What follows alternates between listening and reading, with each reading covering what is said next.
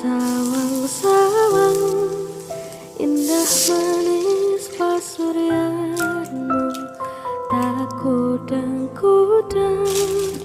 esmu tansah lamlani sayang,